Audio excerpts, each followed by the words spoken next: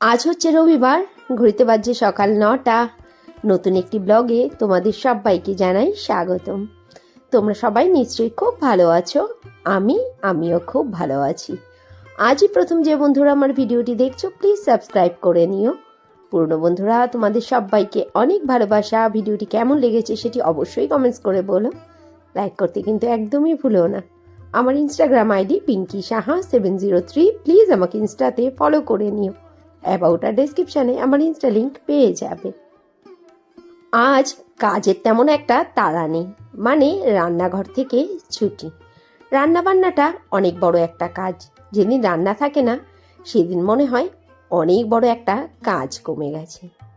আমাদের ঠাকুরের অনুষ্ঠান রয়েছে বাড়ির পাশের একটি মাঠে। আজ ওখানেই প্রসাদ পাবো। ইচ্ছা আছে গিয়ে একটু ঠাকুরের অনুষ্ঠানে বসারও।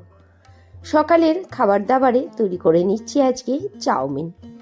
আর দুপুরবেলাতে যেহেতু নেমন্তন্ন আছে, ভাতটা তার কিছুই করলাম না, চটজলদি বানিয়ে নিলাম সকালে খাবারের জন্য এই খাবারটা।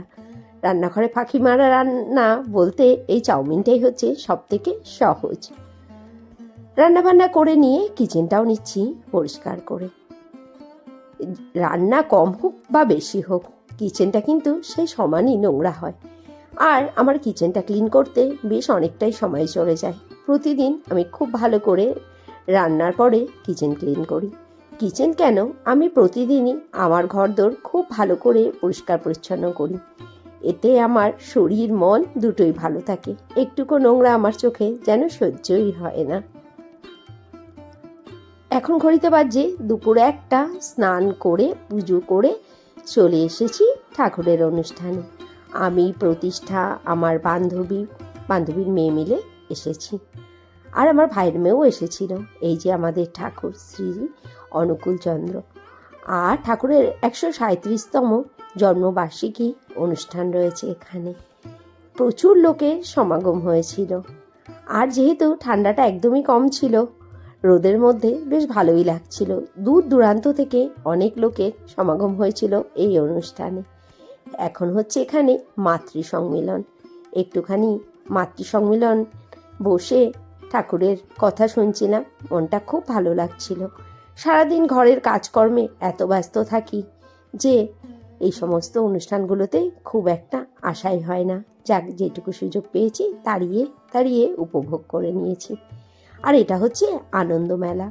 হাজার হাজার লোকের আবির্ভাব হয়েছিল এই ঠাকুরের প্রসাদ খাওয়ার জন্য। জানো, আমাদের ঠাকুরের এই প্রসাদ খাওয়ার এই জায়গাকে বলা হয় আনন্দবাজার। প্রসাদে ছিল খিচুড়ি, চাটনি, বাঁধাকপির তরকারি। দারুণ হয়েছিল প্রসাদটা।